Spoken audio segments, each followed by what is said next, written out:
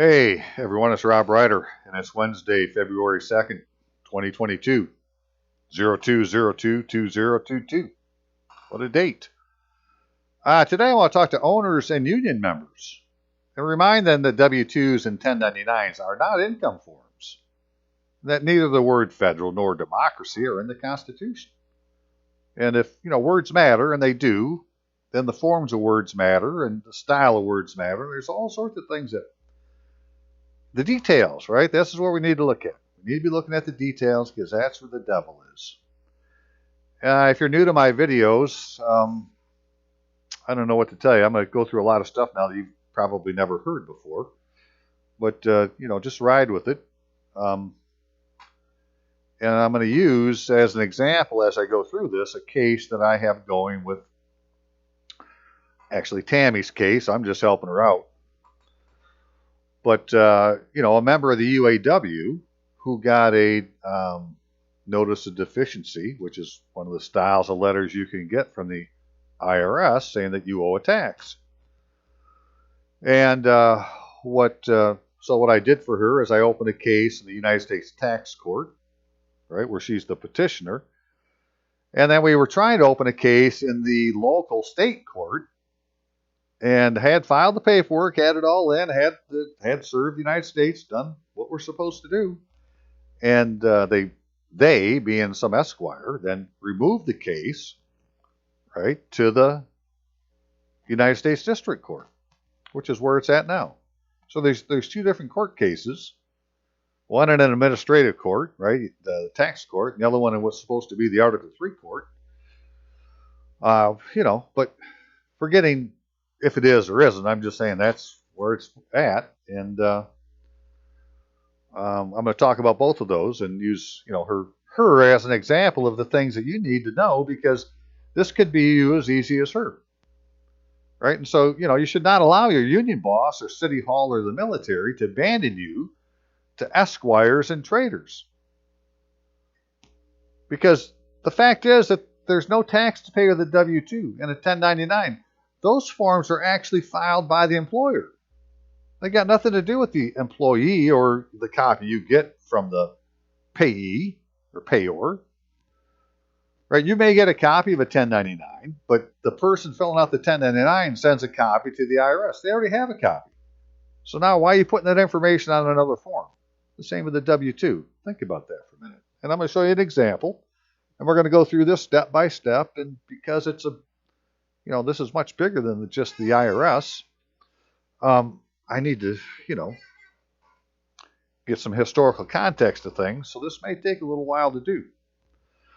So bear with me, and I'll make sure that I do my best not to bore you with too many side stories. But let's just go on, right? So at the end of the day, right, if a union's reason for being is to protect the union members from, overreach and so forth, then where are they at?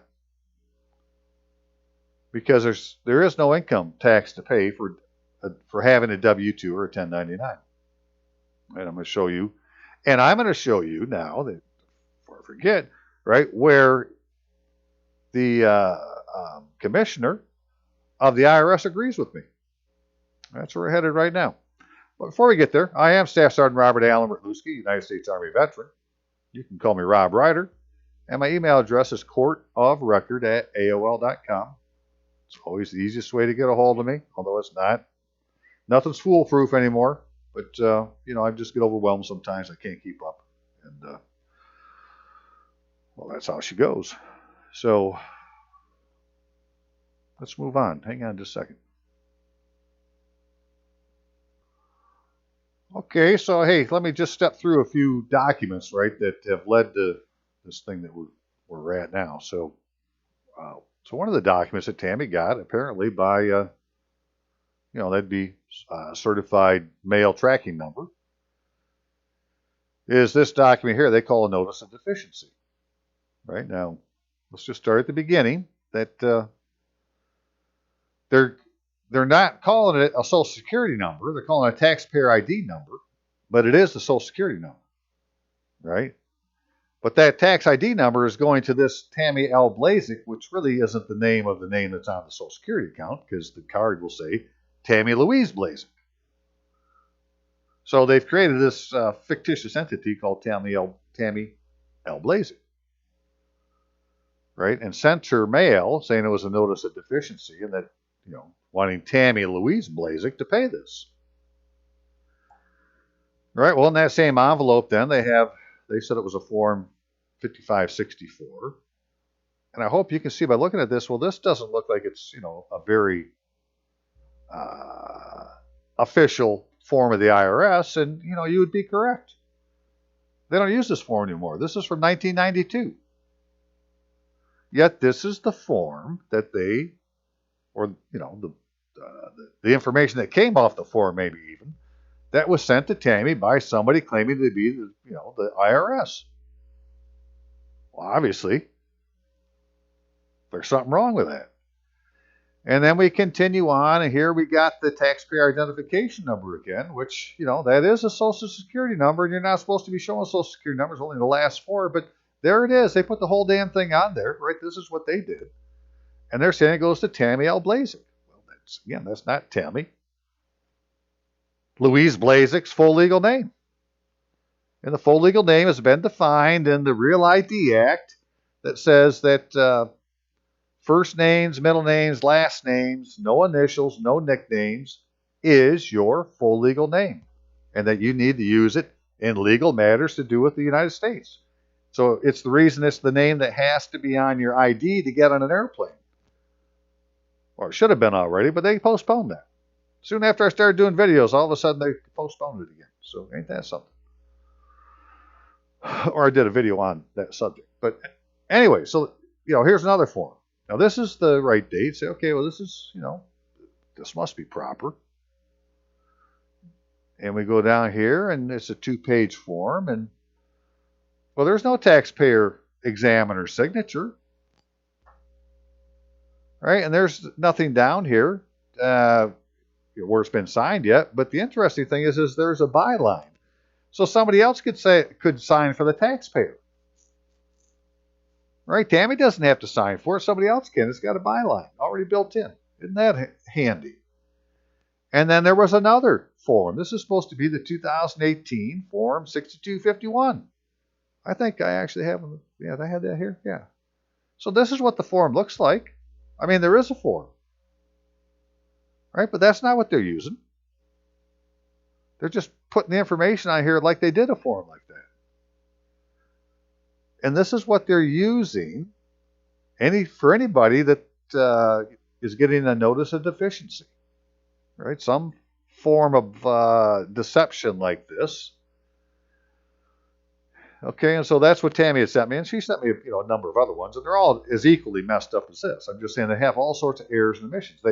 There's many errors in the details, right? That's what the devil is. The devil's in the details. So, well, what we did then is petition the federal tax court, which you can do for $60, and I showed it in previous videos what we did to do it. I mean, it's not that big a deal to do it. And you end up getting this here, right, for notice of deficiency. And it's versus the Commissioner of Internal Revenue. Not Internal Revenue Service, but Internal Revenue, whoever that might be. And explain why you disagree and the facts you rely on. Well, not quite enough space, so we'll do it in another one. But you can do all this online, right? This is all done online. Send it in.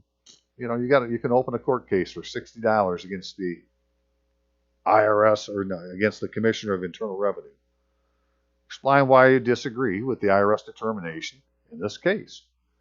Right? We said that the notice of deficiency for taxpayer Tammy L. Blazek is a simulated legal process being used by employees of the United States to extort my payment of a non-existent tax class 2 personal income tax. It's actually individual income tax, but a tax class 2 tax, right? Because they have these different tax classes, come to find out. Well, go figure.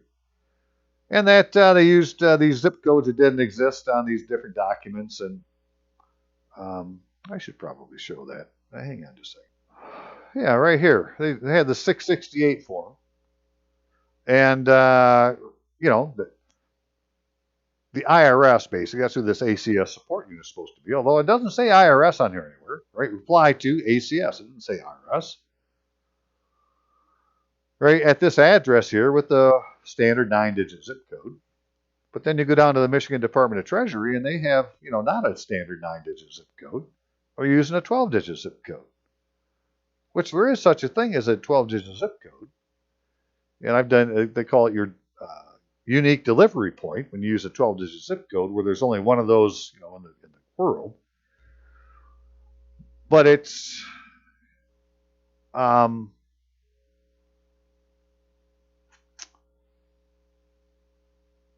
me see here. But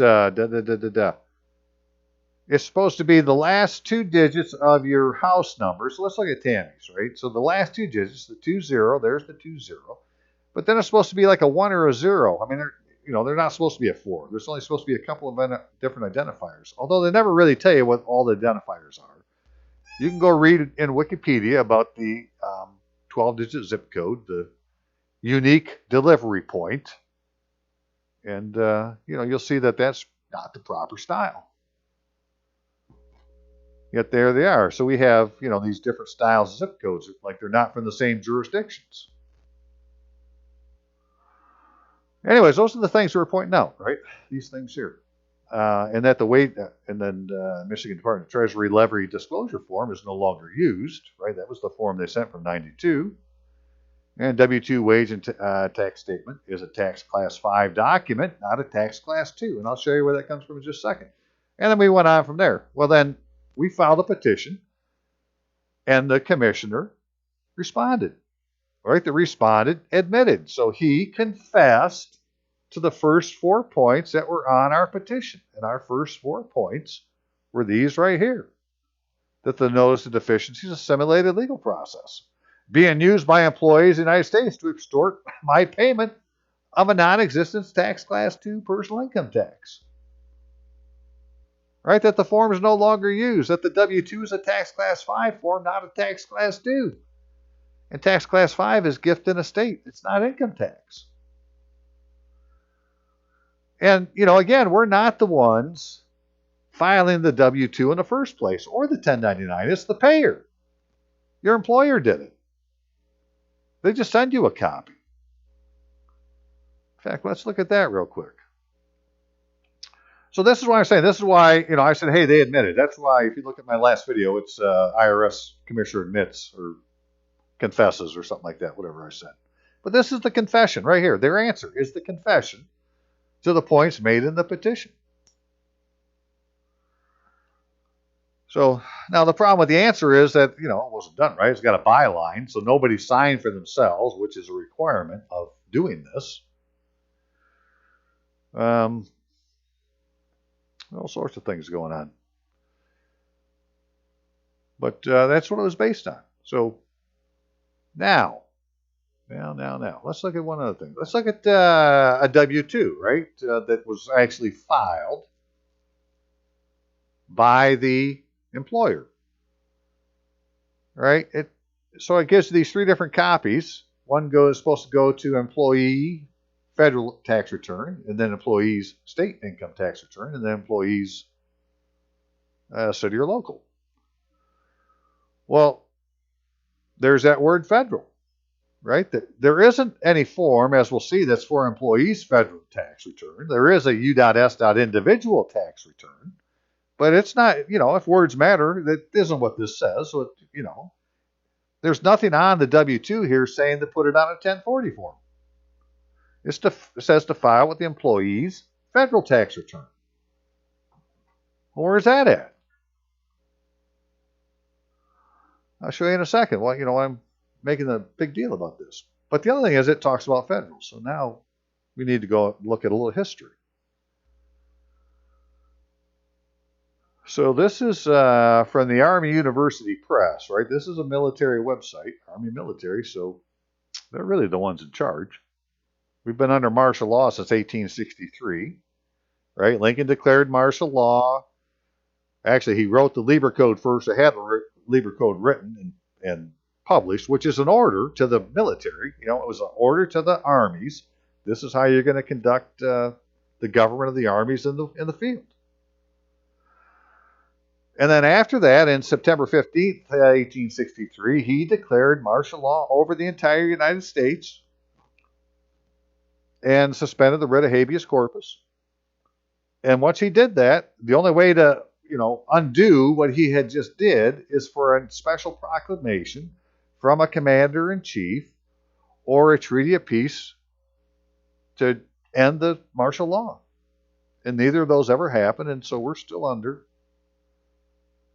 a form of military government, although it's dormant, and what's replaced it is the insurrection by the United States of America, which is King George III's jurisdiction, and it goes on and on and on. But we have to save that for a different time. What I want to show you in this is this little blurb down here, publisher's note on the use of Civil War terms.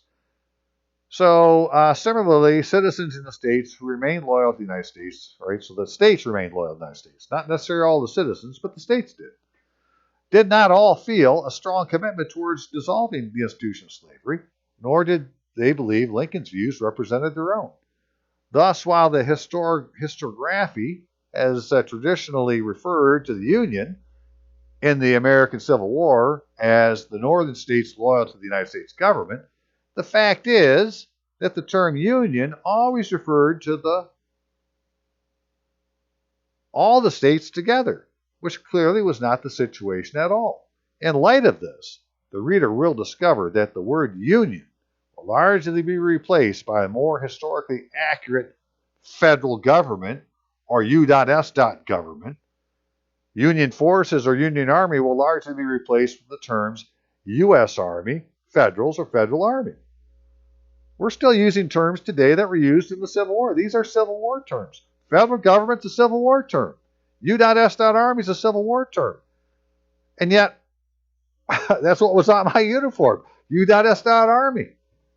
It's on it today, right? It's a Civil War term. So the Civil Wars never ended. And we need to understand that and accept the fact. And we need to go to the military and say, hey, you need to protect our ass, federal government, from the belligerent esquires who are not officers of the United States. They're agents of the crown. They're just pretending to be officers of the United States. It's called impersonation of a public officer. That's what's happened. We've been infiltrated. So there's nobody in Congress that's taken a proper oath of office to be a congressman, nor has any judge or any politician of any kind. And I've showed this in so many different videos, right? If you've not seen any, just Google one STAT 23, number 1, STAT 23, and you will be reading the first law passed after ratification of the Constitution that says right in that law that this is the oath, right? This is the form of the oath that satisfies the 6th article of the Constitution of the United States, and it gives the oath, I state your name, do solemnly swear to support the Constitution of the United States, period, and says that it's up to the person who's supposed to take the oath and get a copy. Well, nobody has one. They're impersonating public officers. That's part of what our problem is, obviously.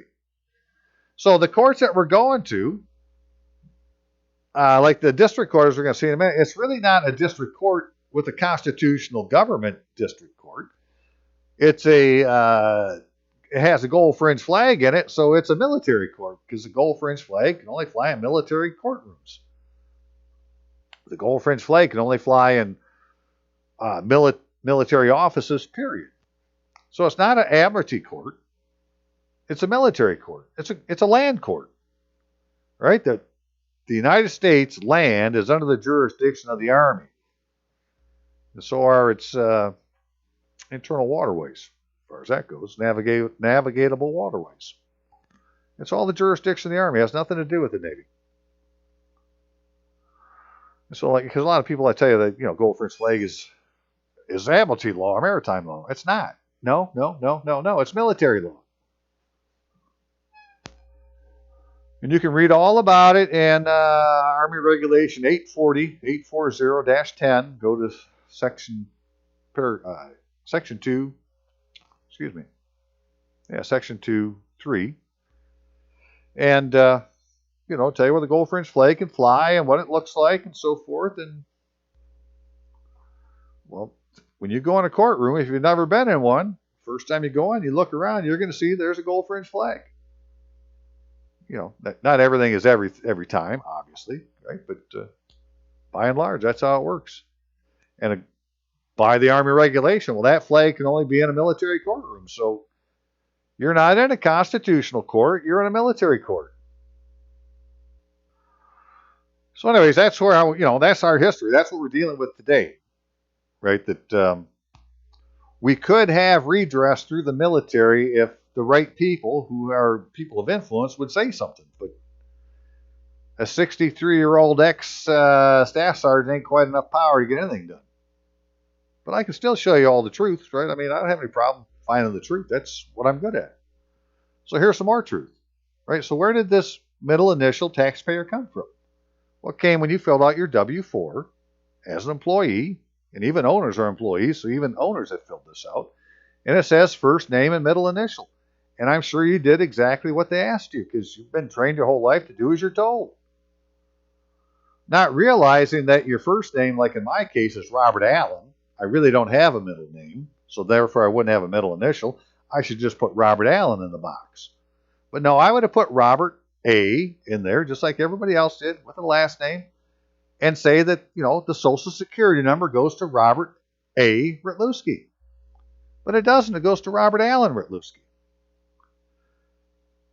Right? And then you come to find out, if you go look at the Social Security's website, Social Security Administration, legal name, Google that little set of terms there. It'll take you to a page in there that says that Social Security doesn't consider your middle name to be part of your legal name. So if you put A as your middle initial to signify that would have been your middle name, they're going to say, well, we don't consider that anyways. So now the legal owner of the Social Security account that has the name Robert Allen Rytlewski on it is Robert Rytlewski. Because according to Social Security, they don't consider the middle name to be part of the legal name. Even though the Real ID Act says that the full legal name is your first name, middle name, last name, no initials, no nicknames. Social Security says we don't consider the middle name. So apparently Social Security isn't part of the United States. Right? Because they're not following the same rules as what is in the Real ID Act. Not that anybody's following any of the rules. It's just, you can go find where these things are written. And when you do a little research, you soon find that nobody's doing them. Okay, so something else you need to know, if you didn't already know it, right, is that you can do a search on the internet for this document 6209. Right, so if you search 2020 document 6209 or just document 6209, you'll end up at the IRS website, and you can, from there, see that they have all these different years of this form listed, and pick the most recent or pick any one you want. Because the parts I'm interested in, they've been consistent in all of them. And so those sections are, for us, right, for this level, is 2 and 4. So section 2 is the returns and the forms, but section 4 has to do with the document locator number, which is an important piece of information that they made sure not to put in section 2. Right? You'd have to, find this by going and looking elsewhere. It's like they didn't put the definition to something on the page where the something is. And that something is this thing they call the tax class, right? Which in this number they say is this third digit. And we see that there's all these different tax classes. The third digit is the tax class. This identifies the type of tax each transaction involves. And sure enough, tax class 2 is individual income tax. And tax class 5 is information return processing, estate, and gift tax. Right, but nowhere in here do you see federal income tax. Right, and the W-2, let's go back and look at that now. Where's that at? Right, there you are. Right, said employees' federal tax return. Well, there's nothing in here that talks about anything to do with federal. Okay, so this isn't the returns. I'm just saying there's nothing there that says federal. There is a individual, but that's tax class 2. As we'll see, the W-2s and the 1099s are tax class 5, which makes it either information return processing or estate and gift tax. And I had said in the petition that it was a tax class 5 form, and the commissioner admitted or confessed that it is. All right, so let's go look at those forms now. So this is where you can get to find out what the different tax classes mean, in case you forget later. But it's actually section 2 that has all the forms listed. And, at the beginning, you got tax class at the top, and start down the page, and there's a W-2, and it's got a 5. Right? W-2s are 5, W-3s are 5. And these are documents that are filed by the employer. Right? So it has nothing to do with your individual income tax, because it's a tax class 5 form. It don't have anything to do with income tax. Let's see, we got it. Right? The 4 that you filled out, that's a tax class 5. Right? But you filled it out wrong. You didn't put your full legal name on it. You created this monster. Yeah, we go down far enough. Right? And now here's the 1040. All right, U.S. individual income tax return. Well, that's for 2s and 6s.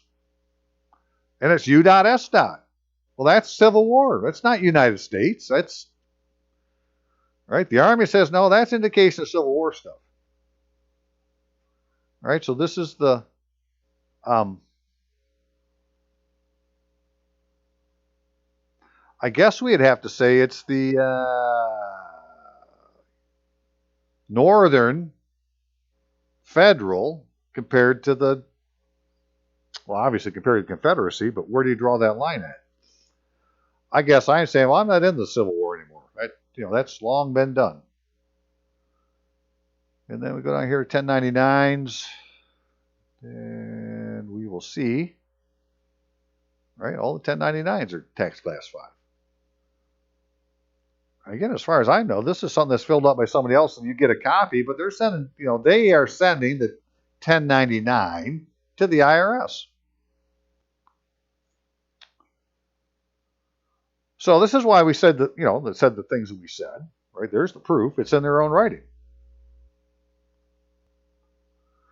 Anyways, I went into a lot more detail on these things in my last video, Confession of Internal Revenue Commissioner, on Rob Ryder, R-O-B-B-B-R-Y-D-E-R on YouTube, or Rob Ryder, R-O-B-B-R-Y-D-E-R on Gab TV. And so the first one I did on this, so if you really wanted to see what I had done on her case to start with, you'd have to go to this Finding the Lesser Magistrates. And I had to do an update because there's actually a seal on her document that says the District Court of the State of Michigan. But I had made a mistake and said that it said the District Court of the United States, which is not what it said on there. Okay, so let's go look and see where we are in this court case now. Hang on a second. Before I jump away, you should really watch this video too. Notice Esquire's blank violates Civil Rules of Procedure 11. Right? If you were to go look at the Federal Rules of Civil Procedure, Rule 11, it requires everybody for an attorney of record to sign the documents. Right? Well, that isn't how they're doing it. They're having a byline. So the attorney of record really isn't signing the documents. They're being signed by somebody else for that person. And that isn't what it's said to do. Right? They're trying to, put this separation between you and them. Right? So when you look at any kind of court case where an Esquire attorney is involved and they're serving you the papers, they've never signed any of their papers. And so according to Rule 11, if you notice them that, hey, you didn't sign your papers and they don't sign them, then the court's supposed to strike those documents from the frickin' record. So that's, 11. Now I'm going to show this other rule here in a little bit about what the clerk is supposed to do that she's not doing. just to show you all these things that are happening in a court case that are against the rules, but, how do you get somebody to follow the rules? Well, first of all, you have to show that they're not following the rules. And really, that's all I'm trying to do right now is say, well, this is the rule. This is what I put in. And what did they do?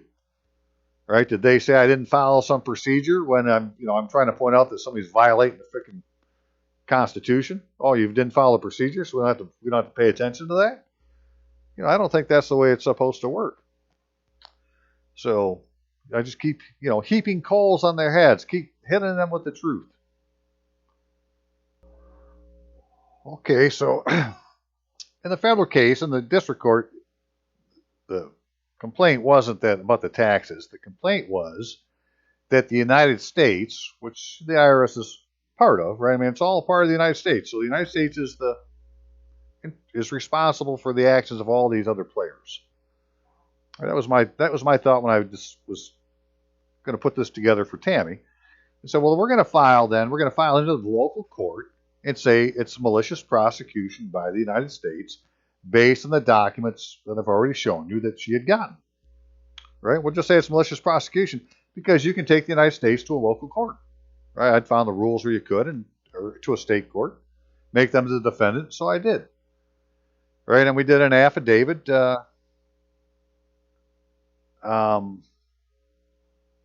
asking for, there's this one particular section here that's, in fact, under Section 2907, Michigan Revised Judicature Act, sum of $200 damages is owed to plaintiff by defendant for its agent's malicious prosecution. Anyways, we had filed this, and as an affidavit, and they put the seal of the District Court of the State of Michigan on there. Now, this has all been written over because they wanted to make sure you could see it, but it is there. It's actually on the document. Same documents we used before.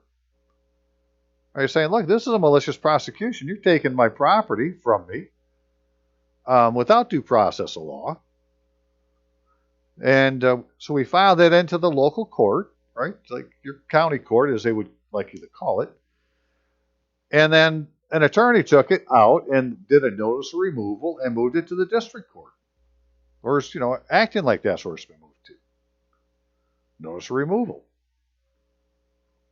But again, this attorney didn't sign for himself, right? You got two people here. But in neither case is this the name of an attorney that's authorized to practice before the United States District Court. I've seen their documents before. They have full legal names on them. Right? And so this isn't the name of a full legal name person. So, this isn't their name. They're practicing under a name other than the name that's been authorized to practice in the court. But, that's what this whole thing is about. This is going a different angle with these people. So I had put this in. And then they started putting in all sorts of things that had this, where, I said, well, nobody's really signed anything. So what I want to do is put in a motion about that. And where was that at here? So, I wanted a request order striking documents lacking signature of attorney of record, issuing bench warrant for defendant failure to appear, and grant plaintiff a default judgment. Right? Because on all these pages, which I had shown this before, or this information in an earlier attempt in a motion, it's all these pages are pages of documents they put in this court case that require a signature that haven't been signed. Right? So that's what we put in.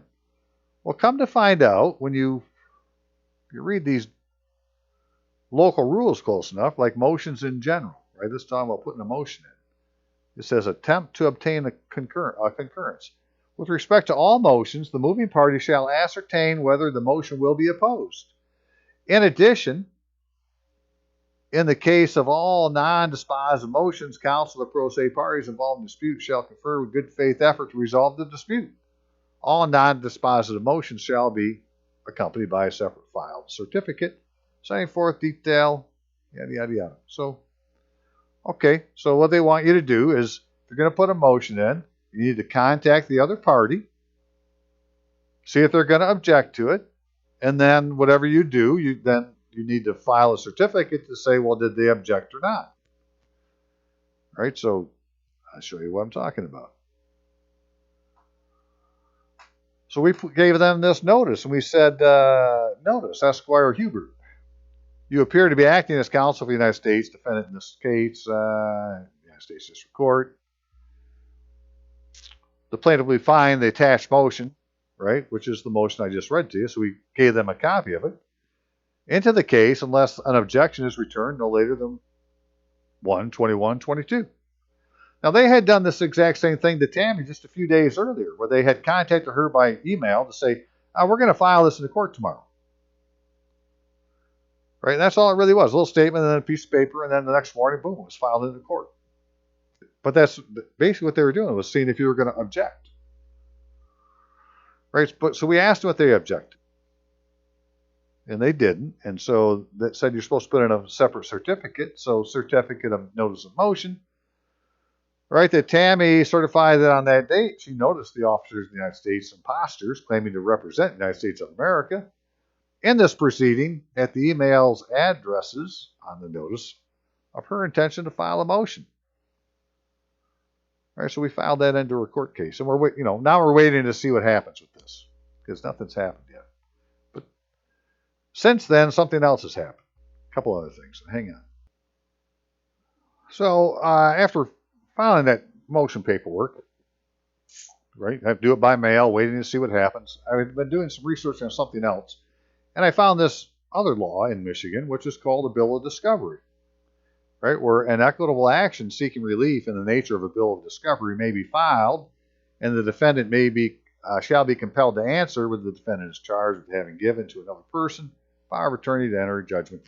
So it's for a specific reason, which they're really talking about a foreclosure. The note and the mortgage on this. So I have to save that for a different time. But this idea that they had this thing called a bill of discovery, which, that's an equitable action. So I said, I started doing a little research on it. And I found very quickly that, is the complaint for pure bill of discovery a living, breathing, modern-day dinosaur by the Florida Bar, which said it was an ancient equitable remedy known as a pure bill of discovery.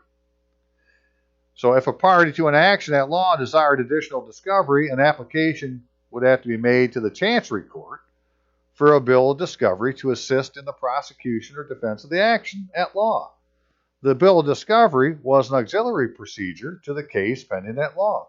Responses to the requested discovery, depositions, and interrogatories were in writing and were admissible in an action at law. The Chancellor was generally liberal in granting the relief sought in the bill of discovery, as the moving party was usually only required to show that it would render preparation, presentation of the case, and difficult discovery was unavailable. Anyways, what this was used for is if you didn't know who the identity of the person is you were trying to sue, you could put in a bill of discovery to find out. Or if you were made the defendant and you weren't really sure who the injured party was, you could put in a bill of discovery to have it found out. But you had to put it into the Chancery Court. It didn't go into the court of law. So since our system is based on the laws of England, they had 4 separate royal courts. They had the King's Bench, the Court of Exchequer, had to do with the money, the Court of Common Pleas for the subjects, and then the Court of Chancery. And in the courts of law, they only cared about what the paper said. Even if it was wrong, they didn't care. What's the paper say? He who holds the title is the owner. If somebody broke into your house and stole your title out of your safe, they were now the owner of your house. Didn't matter. That's all the law could do. So they had to have a way to overcome that, and they did it through the Court of Chancery by using equity. Right? And so that's where the Court of Equity came up from, and it was through the Court of Chancery, which was attached to the church, which now is the Church of England, but at the time it was first done, was under the Catholic Church. And so like Cardinal Wolsey, back in the time of Henry VIII, he was the Chancellor of England. He ran all of England for the king. Right? He was in charge of the Court of Chancery. And so if he wrote a piece of paper and said, do this, well, that's what they did. In other words, it didn't take a court hearing to get something done. It could be done administratively, which is what this is. You can't ask a court of law for this. You have to ask a court of chancery for it. Well, we don't have courts of law and chancery anymore. They combine them together, right, into the circuit court. But you have the circuit court. So now you have the circuit court, let's say, or district court, or whatever the proper name is, in law and in equity. So to get this, you have to go to the equity side, is what it sounded like. Yada, yada, yada. So using that, I've decided to try to put something into her court case to do with that also, and we're waiting to see what happens with it. But I'm going to do another video on this whole thing completely. I just wanted to point it out that if you've never seen this before, they have this thing called the pure bill of discovery. So to figure out who your opposing party is. And other information you need to prosecute your case. So in Tammy's case, there's 14 documents right now. And document 11 was a motion we put in asking for sanctions based on them not complying with Rule 11, which I covered in a previous video, right? The one I showed earlier.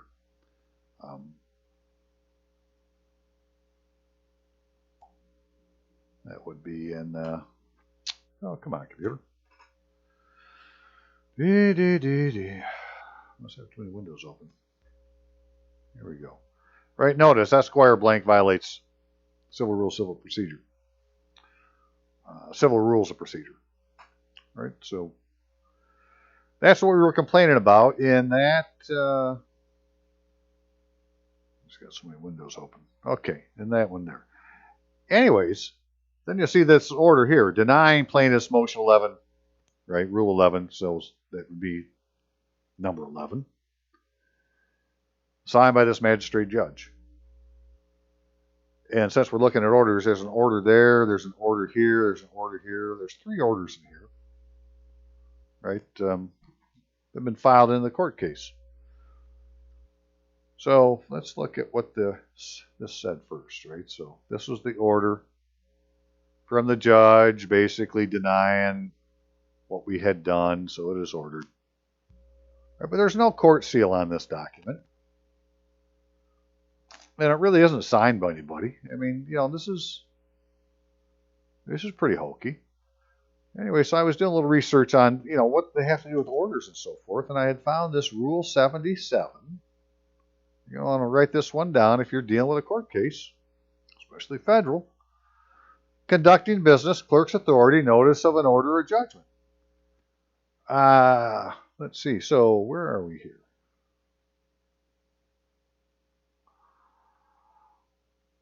Immediately after entering, right? So immediately after entering an order or judgment. Now, it didn't say filing. And there is a difference between filing and entering. They use those terms in PACER, that one was something filed and one wasn't entered. So immediately after entering an order or judgment, the clerk must serve notice of the entry as provided by Rule 5B on each party who is not in default for failing to appear. The clerk must record the service on the docket.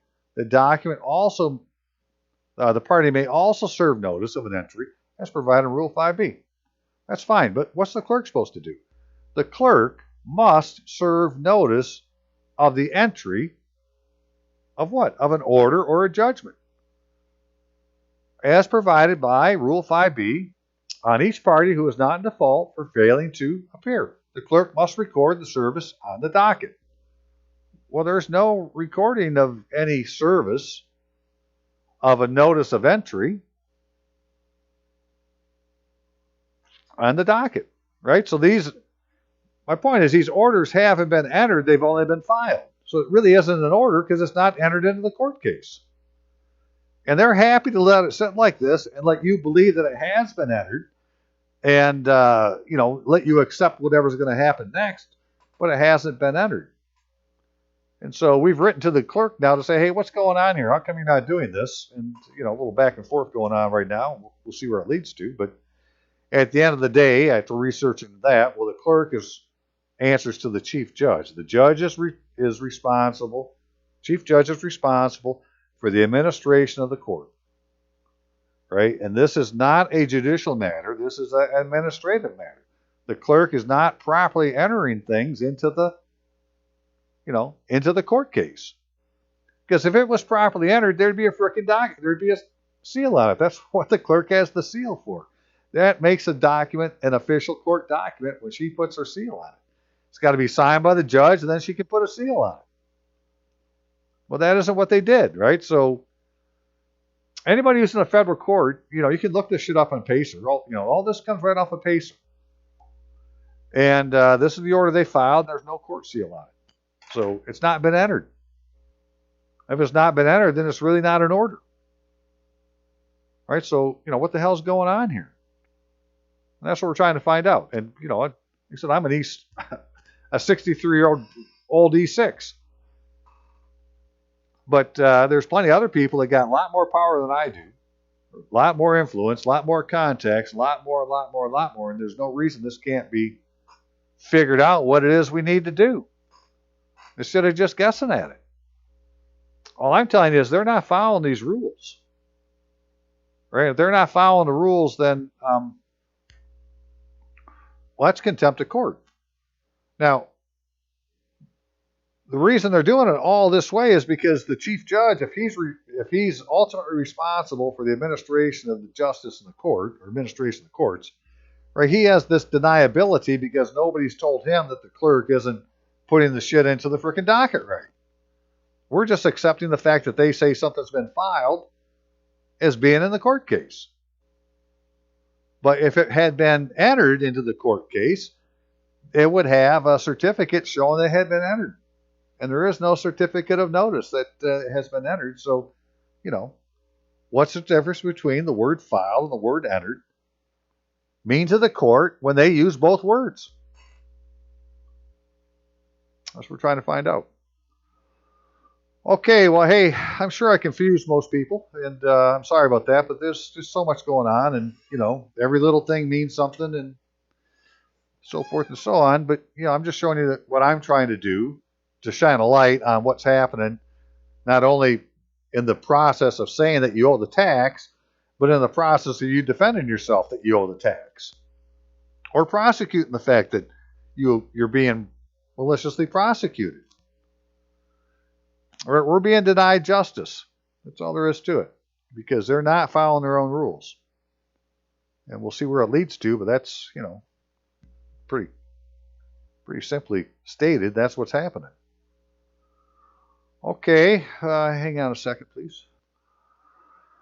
So I talked about a lot of different things, but I want to go back to the beginning. The important thing I'm trying to get is if you own a business or you're a member of a union, right? You work for the state, you work for the police, you work for whomever, and you're a member of a union, you need to understand that these W-2s and 1099s are not income. You don't need to pay tax on what's down there as your wages on the W-2. Right? You don't file a W-2. The W-2 is filed by the employer. The 1099 is filed by basically the employer also. You get a 1099 when you do work for somebody else as a contractor. Right? Yeah, you get a copy, but they've already filed a copy with the IRS. And so we don't need to be doing all this shit. And the only reason they can get away with it is we don't have any recourse, because the way to make them stop is to have them arrested.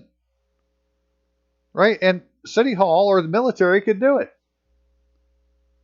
Right? They have the power to arrest people. They got a police force. I mean, they can go arrest people. If this shit's happening within the city limits, that city police force can go arrest them for malicious prosecution. Right? They can be your witness. But they won't do it. They haven't done it yet. Same with the military. And so now I'm adding the union bosses. If you're in a union, you're being screwed by your union. Their reason for existing is to keep this kind of shit from happening to you. And they're not doing it. Right? So union members need to go bark at your union steward, and he can take it up the line and just, have a sit-down strike. Do what the truckers did. Say we're not going to work until you figure out this IRS issue. Why are we paying taxes on W-2 forms? And that's how you get their attention. Well, that's my 2 cents on it. Okay, very good. You all have a great day, and I'm sure there'll be more to this saga. We're just trying to keep up on what's going on, and well, whatever happens next, I'll let you know. Have a good day. See ya.